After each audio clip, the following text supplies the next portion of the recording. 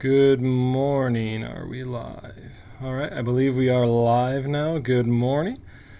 It's good to be joined with you again here on a Tuesday morning at 10:30. It is good to be here, and we thank you for those who are able to join us live. And if not, and you're watching this later, that's all right. It's good to have you here watching as well. We thank you for that, for joining us. It's been good to have this time here together with you, even though we cannot join physically. We are still here with one another, and that is a good thing. We are thankful for that. So if anybody has anything to start the morning out, we've been talking about spiritual disciplines.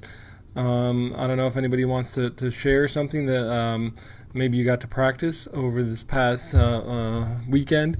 We talked on Thursday about some spiritual disciplines. If anybody wants to share about that, we discussed the discipline of hospitality, one that we can't really practice now during this time of social distancing and quarantine and all of that, but one that we can be preparing to practice. Good morning, Jim. Thank you for that. I appreciate someone chiming in and letting me know that we're live, and hopefully this is working the way that it should be. So thank you. So we should be preparing our homes and our hearts to be able to practice this discipline of hospitality during this time, being prepared for it. So when the time is right, we can practice that. And the other one that we talked about was journaling. Maybe you did that. I have my journal right here, still open from this morning, but this is my latest journal that I've been writing in. For you Star Wars fans out there, you'll recognize this is R2-D2, the robot from Star Wars. That's what my journal is currently. I go through them fairly quickly. But that's my journal, something that I have done consistently, regularly. So maybe that's something that you started to do this past week as well, or maybe it was even scripture, hopefully one that we were all already practicing, but maybe you practiced it in a new way. You did something different. I see a couple of comments down here this morning saying good morning to all. I don't know if anybody has anything that they want to share about these disciplines. If not, that's okay. You can have an opportunity to share. Like I said, I've been practicing journaling for a while. I think it's one that's really helped me, mainly because I find when I write, I stay better focused.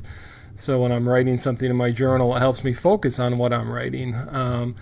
So also when I do kind of a prayer journal, it helps me stay focused on my prayers and what am I praying for, and to kind of keep track of all those things. I can have a mind that tends to wander sometimes, but writing really helps me stay focused. So that's why I particularly appreciate journaling and the way that it's been able to help me on my spiritual formation.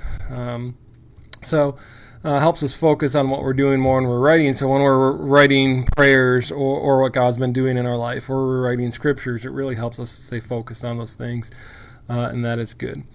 Let's see here. We got some, again, good morning to all who's commenting on there. If we don't have anybody who's going to chime in and share with some disciplines you've been practicing, that's okay. We could move on and talk to some other ones that we're going to look at today. So today we're going to look at some more disciplines of abstinence. Now remember, the disciplines of abstinence are when we abstain from things that can distance us from God. And the first one we're going to look at today is what's called the discipline of simplicity.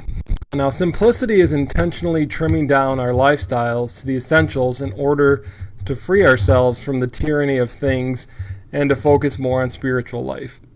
Now, there are a few disciplines that go more against the grain of our culture, yet provide greater freedom than this one. The simple life is easier and less complicated to live, and it enables us to direct attention to the most important things. So, by practicing simplicity, we abandon our preoccupation with the latest gadgets and styles and must-have symbols of success and wealth, and we embrace more lasting things. So simplicity says that we believe happiness is not found in the abundance of our possessions, but in the fewness of our wants. So when we practice this discipline, we find that freedom and joy of the uncomplicated life. We come to have a single vision and a single focus, increasingly on God and the eternal things rather than on what this world has to offer and material things. In Matthew 6:19 through 21, we read these words of Jesus. Stop collecting treasures for your own benefit on earth, where moth and rust destroy, and where thieves break in and steal. Instead, collect treasures for yourselves in heaven, where moth and rust don't eat them, and where thieves don't break in and steal. Where your treasure is, there your heart will be also. And one of the things that we see here throughout the Gospels as well is Jesus did not only teach this, but Jesus practiced this. He's kind of the ultimate example of simplicity, or what has often been called in our culture today a minimalistic lifestyle. There's kind of this minimalistic movement, and it's often celebrated as a countercultural movement where people minimize their possessions, where people no longer boast about how much they have, but they boast about how little they have. Some of you might have seen some things along the lines of like the tiny house movement, where people are building houses that are really small, maybe 400 square feet, sometimes less. And they have these really tiny houses that then, of course, also limits the amount of possessions they can have within those houses. And this is really kind of a countercultural movement where people are building really small houses so they're not spending as much money on the house, so they can't have as many possessions. It's the idea of owning less is better and more freeing than having lots of things that we have to own and that we have to be taking care of and all those kinds of things. So there's just this movement that has started, this minimalistic lifestyle movement that has started, that we see here taking place in our culture some today. And there's been, TV shows and various things made about those tiny houses especially. So it's something that we see coming into our culture now. But Jesus is kind of the original minimalist, if you will. Mahatma Gandhi was often celebrated for being able to carry everything that he owned in a linen bag, kind of like a little laundry bag. Everything he owned, he carried in that. Well, as far as the scriptures tell us, Jesus didn't even have a bag to carry what he had in. He had no home. He didn't treasure possessions. He didn't collect any of those things or do any of that. So Jesus is kind of the original minimalist. And in the minimalism movement we see within our culture, should be we as Christians should be leading that kind of a lifestyle, but it really seems to be separate from the church in many aspects, which is interesting, I think. But nevertheless, not only did Jesus practice this, but also his followers practiced this, particularly seen in the early church and in the book of Acts, where people started selling and sharing their possessions in order to take care of the orphaned or the widowed or the poor or the sick among them. And people were attracted to these communities of love in which people acted as if material possessions were not very important, where great value was not placed on material things, but was placed on people. And I think it's time that we too turn to this discipline, to practice it and take it seriously. Those of us who are following Jesus should be leading the charge in this, because we know that our value, our worth, our hope is not found in material possessions. 1 Timothy 6:17 and 19, perhaps some of my favorite verses in all of the Bible here. I love what this has to say. It says, "Tell people who are rich at this time not to become egotistical and not to place their hope on their finances, which are uncertain. Instead, they need to hope in God, who richly provides everything for our enjoyment. Tell them to do good, to be rich in the things they do, to be generous, and to share with others.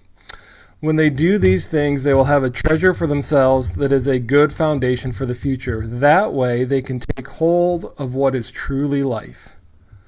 That way, that they can take hold of what is truly life. I love those words. I think they're beautiful.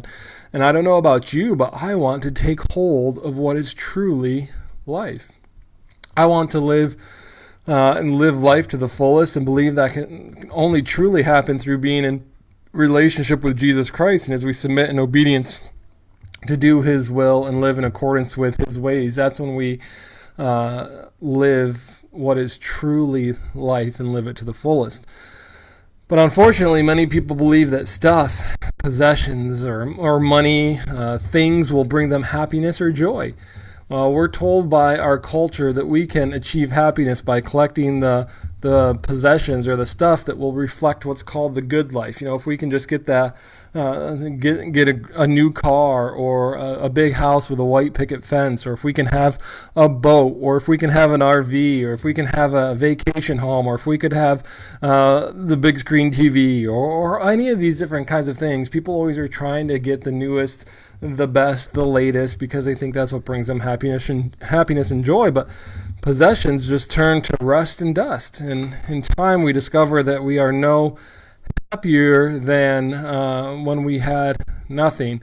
We sit surrounded by piles of our possessions, but have empty souls. That's a quote by Keith Drury in this book, Soul Shaper. I talked about it before. It's a book about spiritual disciplines, and one that we have been going through here, and much of what's coming out is in this book that we're discussing here. But I really like that quote that he has there, that we sit surrounded by our piles of possessions, but have empty souls. It can be rather convicting. Happiness and freedom, are not found in abundance of possessions, but in the simple life of trust. And the more stuff that we have, and the more things that we want, and the more things that we strive for, and the more that we think that we need to have to be happy, really kind of the more we get, the more we rely on our stuff, and the less that we rely on God. And because possessions can become our comfort, and they can become our focus, and ultimately they're in danger of even becoming our God, because quite simply, if we're not careful, the things that we own can end up owning us. The things that we own can end up owning us. There are some things that people have out there that they spend a lot of time and money and energy and effort putting into the things that they own, and it seems that they are owned more by those things than those things. That those things own them more than we own our possessions. So the discipline of simplicity fights this. The problem, of course, though, is not in the actual things that we possess within themselves. There's nothing wrong within them, but it's our obsession, our obsessive obsession with these things, that's when materialism becomes sinful. So how do we look at this, and how do we practice this discipline? First of all, I think one of the things that we need to realize is this discipline is going to look different for each one of us. Now, what I mean by that is that simplicity is going to look much different to a family with 5 children than it is going to look to someone who is single and living by themselves. Simplicity looks very different to those people, and that's okay. It doesn't have to look the same for all of us. So we can look at some people and think, well, look how extravagant they're living, or how much money they're spending on all these things or whatever. But we're all in different situations, and we all have different ways that this discipline will look for us. And of course, if that's the case, we should really be, if that's the way we're looking at things, we should really be concerned more with our own selves and our own hearts and our own souls than what those other people are doing. Of course, we want to help them along the way and help them in their spiritual development. But if we're just looking and comparing ourselves and others and how well we're practicing these things to other people, then we're missing a great deal of the point, and then we need to be focusing more on our own hearts and souls. But how can we practice this discipline of simplicity? Of course, there are some extreme examples of simplicity. We see this in monks, or even in the cases of some pastors or Christians who take vows of poverty, where they live in monasteries or in communities where they truly only have a few, if any, possessions. And there are some communities, even here in America, where there's just groups of Christians living within a community that share all their possessions, and really no one really owns too much, if anything. But that's not for all of us either, and that's okay as well. So if we're not going to take vows of poverty, how are we going to practice this discipline? First of all, I think one of the things we need to look at is, do we have collections of anything? I know maybe you've collected cards or coins or stamps or toys or trinkets or who knows what it could be. Maybe you've got a collection of something, and one of the things maybe you can ask yourself is this a collection that I need? And is this a collection that I keep needing to add to? Right? We want to try to collect all the stuff we have to complete our collection of whatever it may be, but are those things that we really need to have? And is that the best way to be spending our money and what we have? So maybe you've got a collection that you can evaluate and see if it's something you really need and if you really need to keep adding to it. Or maybe it's time to kind of start paring down some of those collections. And is it stuff you really need, and is it stuff you need to keep and to keep adding to, and to evaluate that. And the second thing that we can do is to put spending limits on stuff that we don't need. Evaluate what is needed, what is essential, not just in these times. It's kind of easy to do that now, just looking at the essential things that we need to get and all that kind of things. But even when life returns to some kind of normal-ish way, put spending limits on the things that we have that we don't need. Limit yourself. Give yourself kind of an allowance, if you will, to only spend however much money, on stuff that we don't need. I think that, it's okay to get things that we enjoy and every once in a while and kind of things like that, but to do it within our spending limits, I think that's okay. But to limit what we're spending. Also, when life returns to kind of normal-ish, maybe it's just saying no to one purchase every day. That you have that you're in an opportunity at the store. Maybe you're at the store and you're like, I want to get a soda. Just say no to that. Maybe it's, not going out to a restaurant, one day or something like that. To limit our spending, to limit our purchase, whatever it is that we have, so that we can have the power to say no to buying things, that we can have that discipline to not purchase things that we don't need. And of course, obviously, this can also help us save money. And in this way, this is a very Wesleyan discipline. As John Wesley is often, quoted as saying that we should earn as much as we can, give as much as we can, but also to save as much as we can. So we see that in Wesley, and there's nothing in that quote there. Again, Wesley said we should earn as much as we can, give as much as we can, and save as much as we can. There's really nothing in there about frivolous spending being okay, or just if you want something, go get it kind of an attitude. But no, we should be disciplined in the way that we spend our money and the possessions that we have over our lives. So a great way to also practice this discipline now during this time is maybe to go through the stuff that you have to see what's worth keeping and what is not. And maybe you can give some of that away, or even, when the time is right, save it and even kind of have a garage sale or something like that. But go through your closet, and if you haven't worn something in a year or more, maybe it's time to give it away. Or maybe you go through the basement or the attic or that closet that's just been accumulating who knows what, and something we should have cleaned years ago, but we just haven't got around to it. Take this time now to go and clean it out and to get rid of some of that stuff you haven't seen or needed or used in years. And go through what you have and get rid of some stuff. But don't just... The thing is, once we get rid of stuff, sometimes we think that gives us permission to go buy more stuff to replace the stuff we've gotten rid of, but don't fall into that temptation. Give some stuff away and don't go out spending a bunch of money to go get some stuff back. So I think what this discipline really comes down to is evaluating the things we have and if we need those things or not.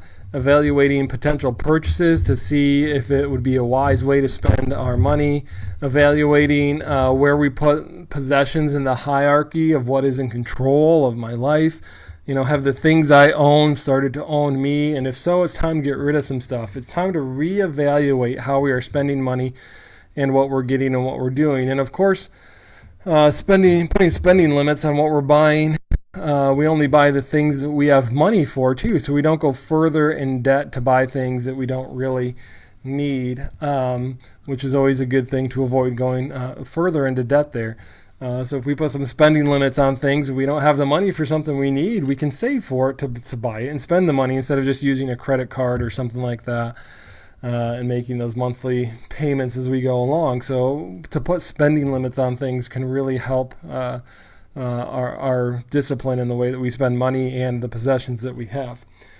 Now, we can all do some spring cleaning, and that's not necessarily a spiritual discipline. Getting rid of stuff that has a hold on our lives or is controlling or spiritually restrictive in some way, and not buying something you want so you can give more to God's kingdom, that's a discipline. And a discipline we do so that we can be transformed into the image of Jesus Christ for the sake of others. This one, over the years, has been a struggle for me. I tend to like stuff. Sometimes I like it too much, and sometimes I don't want to get rid of stuff because, I might miss it, or I might want it, or I might need it later. So this is one that I also need to work on, and going through some things, evaluating if what I really have are things that I need. I don't buy as much stuff as I used to. I think I've improved in that way, but the stuff I have some stuff has just been in boxes in my basement for years, and I haven't seen it, and I wouldn't miss it, but I want to keep it, and I don't know why.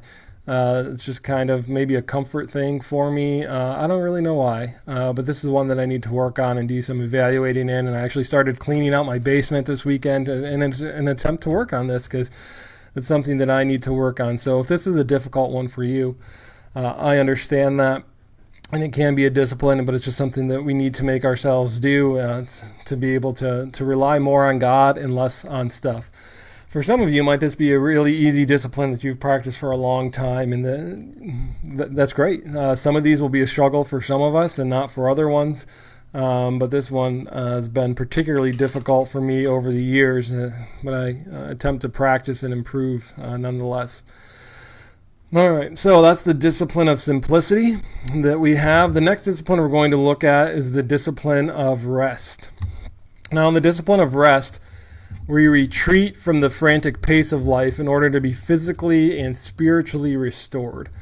If we look back to Genesis 2, we see the very early basis for the spiritual discipline. Genesis 2, verses 2 through 3 reads, "And on the seventh day God finished his work that he had done, and he rested on the seventh day from all his work that he had done. So God blessed the seventh day and made it holy, because on it God rested from all his work that he had done in creation." Now, God rests not because he needs it, or not because he's become tired, or not because he's used a lot of energy and he's kind of drained and he's lost some power or something like that. God doesn't rest for any of those reasons. God doesn't need to rest. God rests rather in part, I think, to look back and see his creation, to see what he has done. And of course, he already knows what he's done and how he's created it, but it kind of makes me think of like a painter or an artist who, when they're done making what they've made, they kind of step back and look at it in its entirety. I think maybe God is just looking at his creation and enjoying it, just taking that time to rest and enjoy what has been created.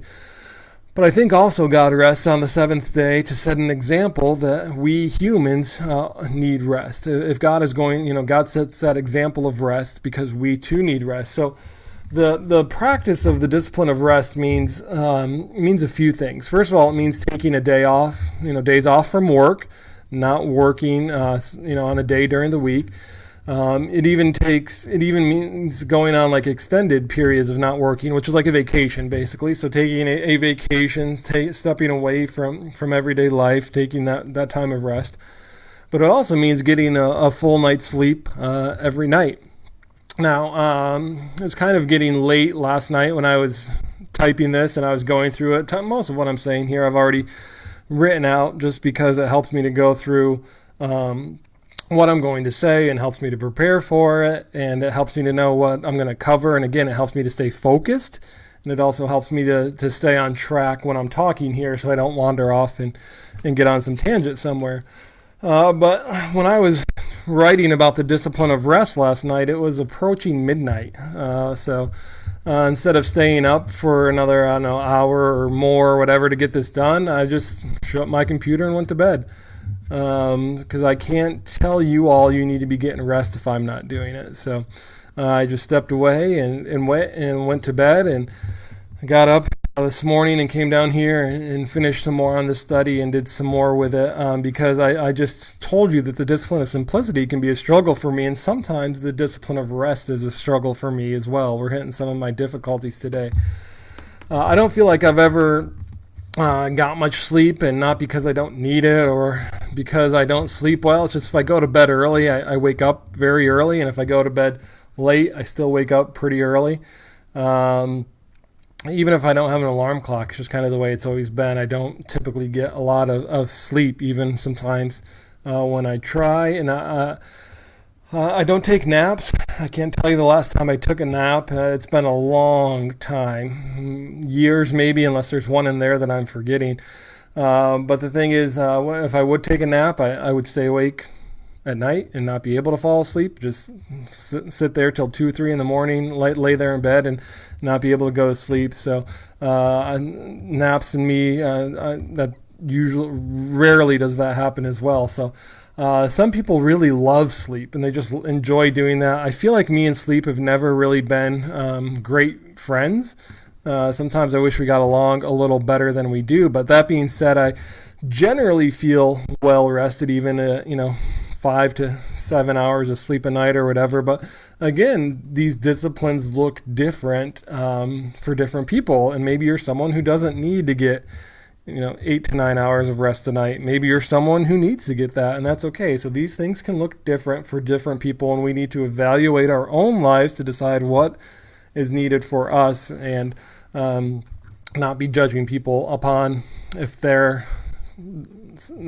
discipline looks different for them than it does for us. But we all need rest, and not just sleep, but also weekly rest from work. We need a Sabbath rest. And the question often comes up when talking about the Sabbath rest is, which day of the week should we rest from work? A lot of us today maybe think that it's this idea that Sunday should be our day of Sabbath rest. Is that really what we need? Does it really have to be Sunday?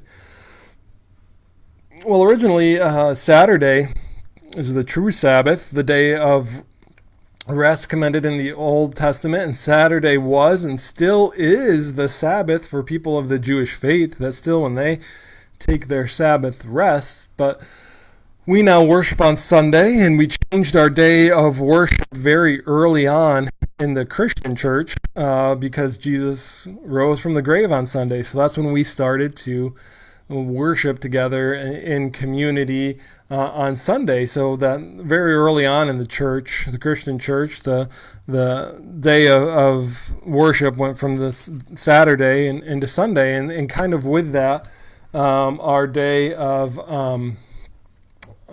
rest kind of changed with that. But however, some churches' schedules are so demanding that even Sunday feels like it becomes another rushed and pressure-filled day, and that we just need to get things done, and we're stressing to take care of everything, and it just doesn't seem very restful for many of us. So the particular day in which we choose our rest, the day in which we cease from work and the busyness and the stress of life, is not necessarily as important as the fact that we pick a day and practice it, no matter what day it is. And I know that many of us, if we've ever,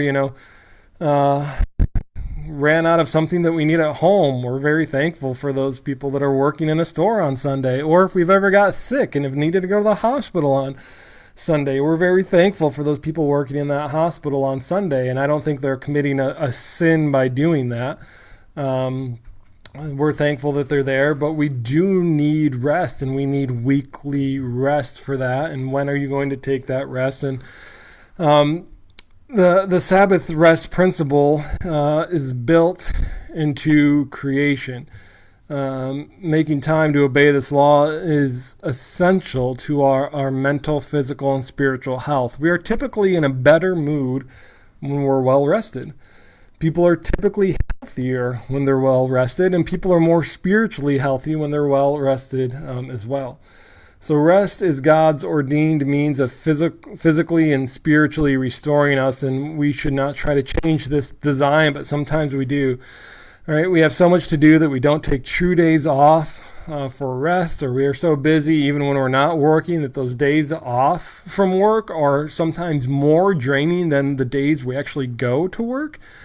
But we need rest. And this may be another counter-cultural discipline, at least as far as counter-American culture discipline, as we have such a fast-paced life and this kind of go, go, go kind of culture that it is hard to find rest. But maybe this time of quarantine and this stay-at-home order is the time of rest you've needed. Maybe these past weeks, almost a month now, have given you the opportunity to get the rest that you need. And maybe you feel physically and mentally and spiritually renewed because this time has given you some much needed rest, which is just what you've needed. However, for some of us, maybe this has been the exact opposite of a restful time. Maybe you're an essential worker who has had to go to work, and not only go to work now, but you've had to do overtime during this period, and you're feeling more burnt out than ever. Or maybe you still have to work from home. You still have to do what is regularly expected of you in your job, but now you've also become your kid's teacher.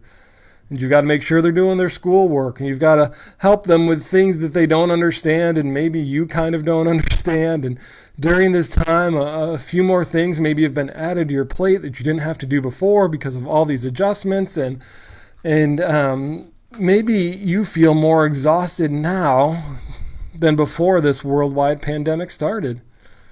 For some of us, maybe it's the perfect time to practice rest, and you've practiced it well. That is good. Continue to do so.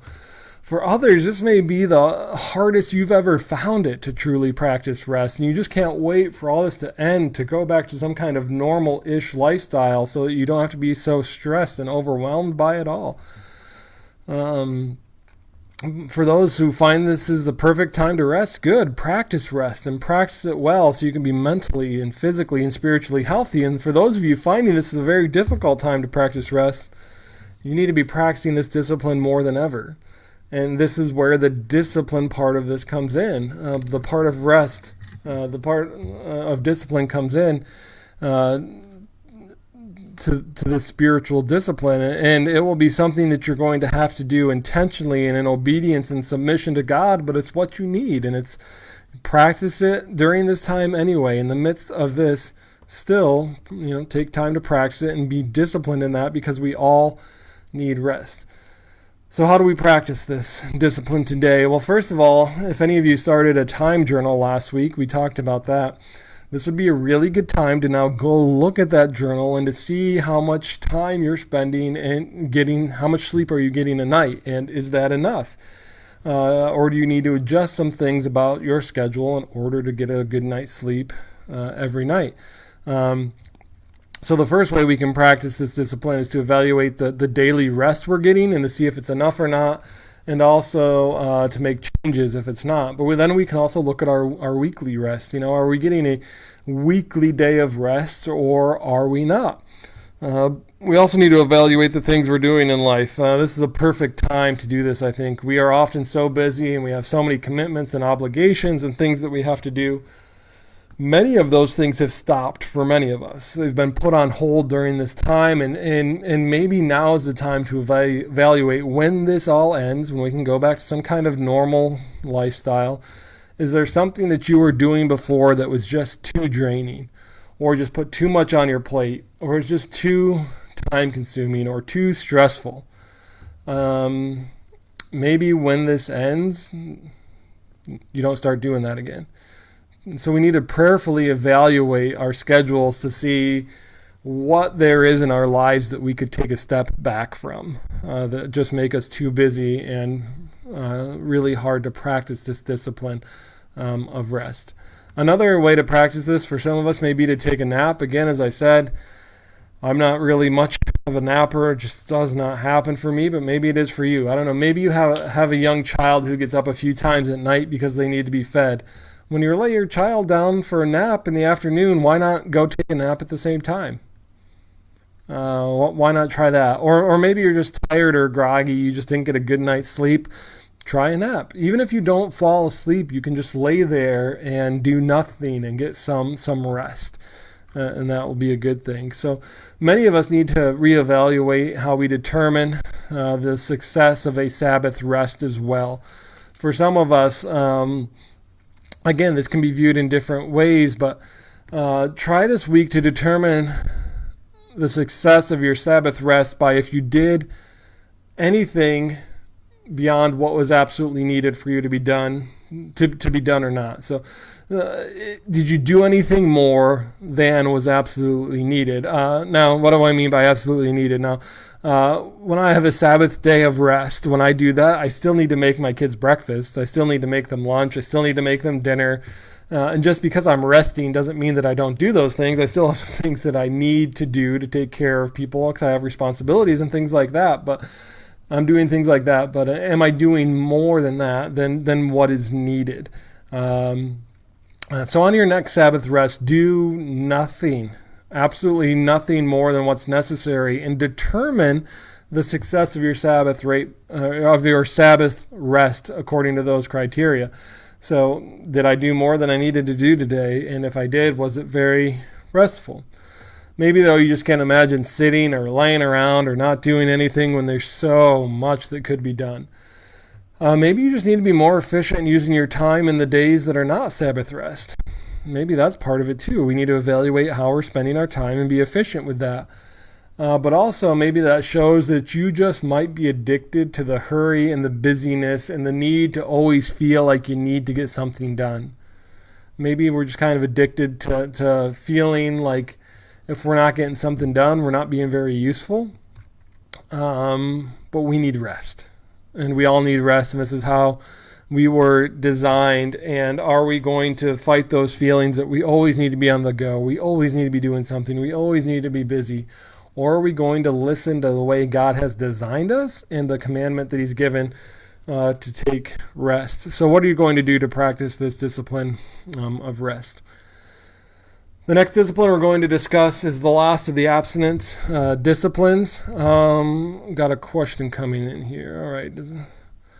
Does this include, Christina Huggins is on here asking, does this include resting the mind, maybe not actual sleep? Yeah, I think so, especially during our Sabbath rest. It's not like we just sit around and sleep all day, but what can we do something that would be restful and rejuvenating to us? And again, that looks different for different people. So sometimes on my day of rest, I might just go out and sit on the bench in my backyard and just kind of listen to the birds chirping and what's going on, and just kind of take some time out there and just to sit there and not really do much, just to sit there and enjoy God's creation. Maybe for some people you find it very restful and rejuvenating to plant some flowers or to garden or to get out on your lawnmower and mow the yard. Some of these things can be very restful for people and can rejuvenate us and can make us feel renewed and restored. Maybe for some of us it's reading a book, or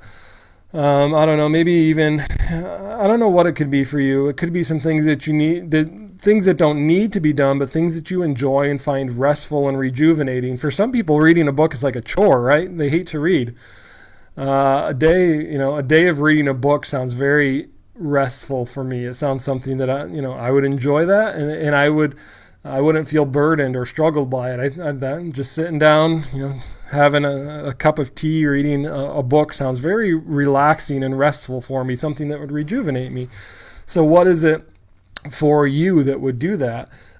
So in this discipline of rest, it's not like we just need to sit down on our couch and, stare at the wall all day. I don't think that's what it is. But maybe it's, it's our day of rest, but the dishes need to be done, so I'm going to go do them anyway. Well, if we're resting and we hate doing the dishes and it feels like work and it's not going to be very rejuvenating or restful for us, maybe we just wait until do them the next day. Having a sink of dirty dishes isn't going to be the end of the world. But are we going to be able to be disciplined to be able to practice those things that are restful and rejuvenating for us? So yeah, we need some mental rest and some physical rest as well, I think, for sure. I hope that helps answer that question. Thank you for that. If anybody else has any other questions, feel free to chime in to ask.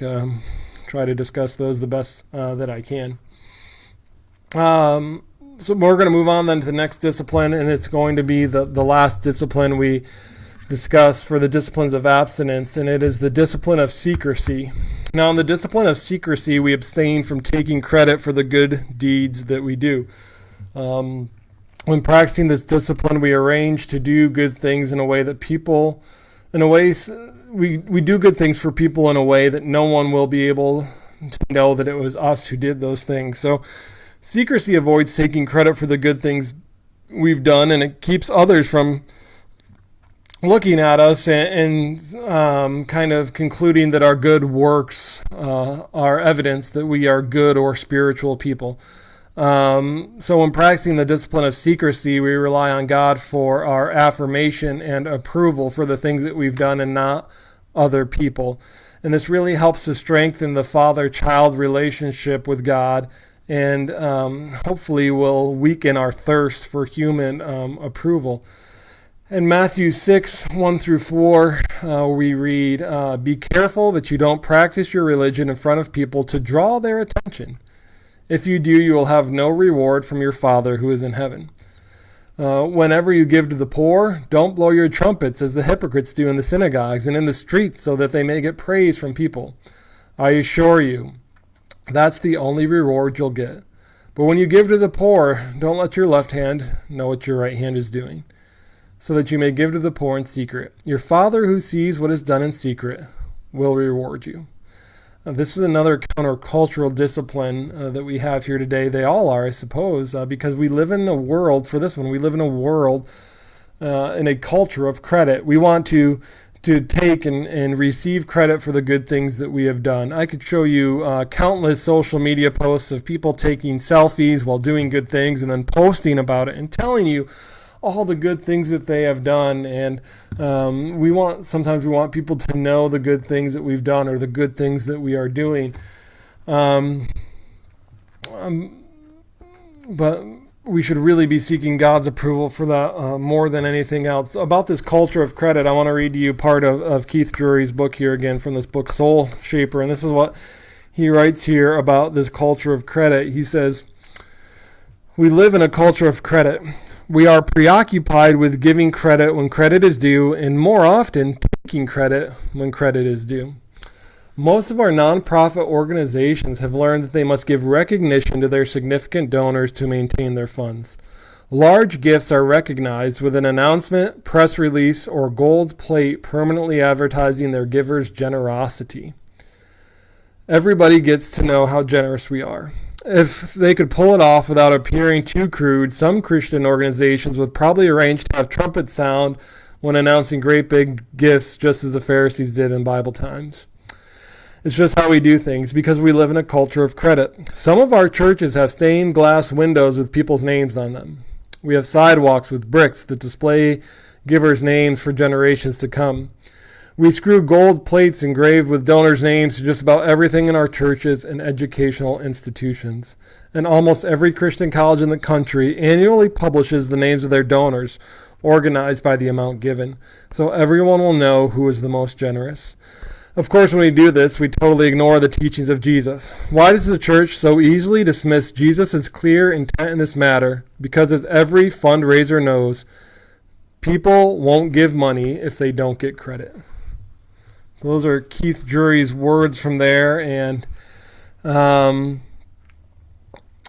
are some maybe challenging words for some of us.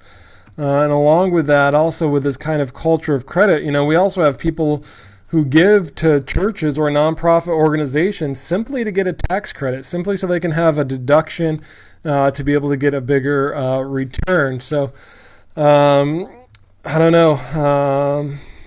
Looking at Matthew 6 and reading that and thinking of the way that we do our tithes sometimes in churches with envelopes and names on it, and maybe I should just stop there before I get in any trouble. But why do we want credit is perhaps really the biggest question here. And why do we want credit now? Maybe it's because we're so earthly in our thinking. Jesus promises reward in heaven, but that'll happen later, and it kind of feels maybe so far off for some of us that we want some credit and recognition now for the things that we have done. When truly, though, we just need to stop being so earthbound in our thinking. The desert fathers and mothers, we had talked about them before when we discussed solitude, but they also wrote about something that they called vainglory. Vainglory is a kind of vanity, a seeking to glorify the self. Praise, from others can bolster our self-esteem, and the discipline of secret is the cure for vainglory. It's not the kind of self. It fights against that kind of glorifying self-seekingness that we can have. Secrecy forces us to seek affirmation only from the one who knows and loves us best, and that is our Heavenly Father. So what this discipline comes down to, like so many others, is motivation. What is your motivation for putting your faith into practice? That is, what is your motivation for doing good deeds? So is it so that people can see how good you are, that what you're doing, or is it because you have a love for God that pours out into the lives of others? Do you seek to gain recognition from others in what you have done, or do we have a mindset of to God be the glory? We can also practice this discipline by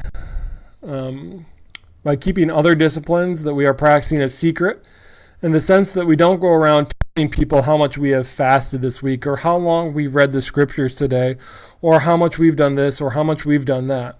Now, there is a time to share with others what God is doing, or what God is showing, or what God is telling you. And I ask for some input for people that have practiced things on here, because I think this is an appropriate place, and I don't think we don't have people coming on here bragging about, oh, I did this for so long, or I did this for so much. It's just people sharing their experiences, and maybe some things that worked well for you, and maybe some things that didn't work well for you, so that other people can learn from your experiences and maybe get some advice on what to do or not to do. So I think there's a time to share the way that we practice these, and why we practice them, and what they've done in our lives, and the impact that they've made. But if we're going around talking about how long we've studied this, or how much we've done that, or any of those kinds of things, I think there's a difference between telling what God is doing in your life and what God has been showing you, maybe through the scriptures or through prayer or whatever. There's a way to do that. I think that we can do that appropriately. So you could go to a friend, and maybe God has shown you something through his word. And you could go to a friend and be like, I was reading the Bible the other day for 2 hours, and God showed me this, and all these kinds of things. There's no need to put that brag in there. Just share with others what God has revealed to you and showed you. And you don't have to go through explaining how long you were studying, or how much time and energy and effort you put into it. That really changes the focus from what God has done to what you have done. So just share with others what God has put on your heart, and don't tell them about all the time and energy and effort you put into practicing these disciplines. Just share with others what God is doing in your life, and not all the things that you are doing, but all the things that God is doing, so that to God alone can be the glory. Another thing can happen when we don't practice secrecy. We can get this idea that we are good because others have said that we are good, and because we've done this or that. We believe we are generous because people see our name on a list of donors, or so what that can ultimately have happen for us is that people are our source of approval and not God. Who are we seeking the approval of? Are we seeking the approval of God or other people? So what can we do to practice secrecy? First of all, you can think of people that you know that are in need. Just make a list of people that you know during this time that are in need. Maybe you can write them down in your prayer journal if you have one. Write them down on a list somewhere, whatever it may be, and just start praying for those people. And start praying that God will put upon your heart something that you need to do for them. Maybe it will be sending them a gift card in the mail, but you just do it anonymously so they don't know where it came from. Or so first of all, just get that list of people you know that's in need, and be asking God, what can I do for these people, and how can I do that so that you will get the glory for it, and not me. Another way that we can practice this discipline is to refrain from taking credit for something. Maybe there's going to be a new idea, or a new ministry, or a new group, something that will start in your church when all this is over, or maybe you'll have a new idea for something that's going to be a real hit or success. don't go around telling everybody this was your idea. Oh yeah, this was my idea. I thought of this. Just be thankful that the work of God's kingdom is being done, and may it be done to His glory alone. So don't take those kinds of credit for things when these are your ideas, and just rejoice in the fact that God's kingdom work is being done. Or maybe a good way, I think, to practice this discipline would be if you're out to get, I don't know, you're going to a Wendy's or a McDonald's or whatever, driving through, maybe just pay for the food for the person behind you. Just pay for their meal, and just continue on with your day. Kind of just do something anonymously and something good for someone. So maybe you could do something like that. Or I know many times coffee shops have a fund for people who cannot afford a cup of coffee or a latte or whatever. So I've actually been in Leonardo's down in Steubenville before, and I've seen people come in and ask if there's money in this fund so they can get a drink. And if there is, they do. And if there's not, there's not. So I know that they have one. I've seen people come in and ask for that before. So next time you're getting a cup of coffee somewhere, why not just give the cashier, an extra $5 or whatever, and tell them to put it in the fund for people who can't pay for coffee or drinks, or maybe they don't have one of those funds, so you just give them the money anyway and say, use this to pay for someone's drink today. Whoever you choose, just take this and use it, and tell them that it's already been paid for. Just doing something simple like that could be a way of secrecy and just doing good for other people simply because of the love that we have for them. Practicing this can also really help us fight off those kinds of ideas that when we've gone through something, when we've done something, maybe it's, we've worked real hard at preparing a meal or getting something ready, whatever it may be, and then sometimes we can get these thoughts in our minds when we're done with an event or whatever it may be, like, no one's even thanked me for this, or no one's even noticed that I'm a part of this. And when we get those kinds of ideas in our mind, immediately just when we think for something like that, we should just immediately turn to prayer and tell God that we know that He has seen what we have done, and that is enough. That if God sees what we do, that is enough, and that we're seeking His approval alone.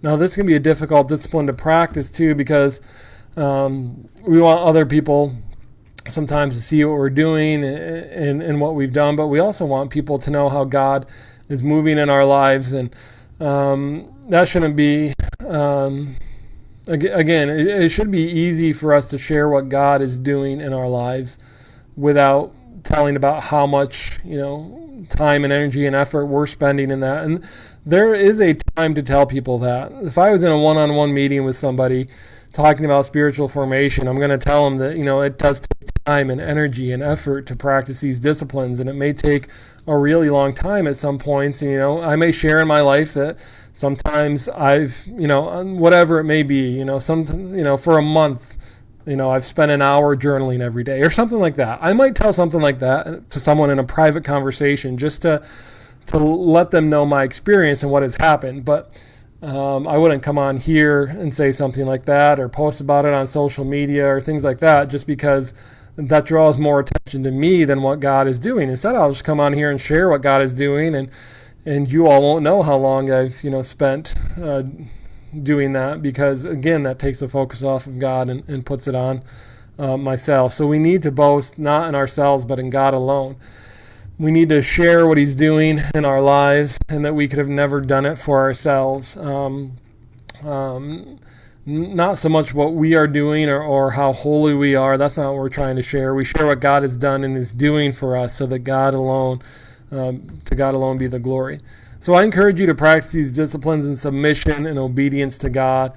On Thursday, I'll ask if anyone practiced them and how it went. But if you practice secrecy between now and then, don't tell me. I don't want to hear about it. That's not the way that discipline works. But maybe you've had some rest, or maybe you've got a chance to look at some of the things that you have in your life and to get rid of some stuff. So maybe you can practice simplicity or rest, and just let us know if you did do that. So how are you going to practice these, though? How are you going to practice simplicity? And how are you going to practice rest? And how are you going to go about these? So keep in mind these are spiritual disciplines that put us in the flow of God's grace. And when these things are done in submission and obedience to God, they can transform us into the image of Christ for the sake of others. So that's why we practice these disciplines. Thank everybody for being with us here today. I challenge you to practice these. Before we go, we are going to say a word of prayer. So will you pray with me? God, we give you thanks for being joined here together today. It is a good thing to be gathered together, even in this way. We are thankful for that and for technology and the way that it works and that it's working well. We thank you. We pray that you could be with us in our lives, that we would take seriously these spiritual disciplines, that we would go in obedience and submission to you so that we can be formed into your Son, Jesus, for the sake of others. So be with us in our spiritual formation and in our discipline. Give us the strength that we don't have ourselves, and may to you alone be the glory. In Jesus' name, amen. So again, thank you for being with us here today. I encourage you to come back, join us Thursday, 10:30 in the morning. We will be discussing spiritual disciplines of action. We'll be looking at some more of those disciplines of action. We'll actually take a look at 4 of them on Thursday. So I look forward to that time together. I want to thank you all for being here. And again, thanks, and stay healthy.